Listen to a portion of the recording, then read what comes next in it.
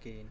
So guys, in this video we will see how to add Chinese keyboard in MacBook keyboard. So guys, if you want to add the Chinese keyboard in your MacBook, so guys, it is very easy. For adding the Chinese keyboard, first of all you simply go for the option of settings in your system. After the setting guys, at the left right here you see there is a sidebar. In the sidebar you find the keyboard.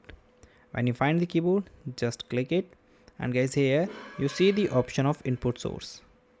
Okay, so after finding the input source, click the option of add it. After that, here you see this is my current keyboard, this is my source. Now if I want to add the Chinese, so guys here you see there is a one plus icon is here, so you just click on it, and guys simply search. Here you see search the option of then Chinese. Okay, so guys here you see that it shows the two type of keyboard, Chinese simplified and the another one is traditional.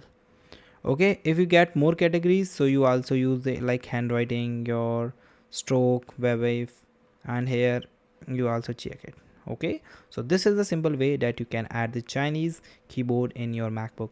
So guys, thank you and have a nice day, and guys subscribe our YouTube channel for the further informations. I hope this video is very helpful for you.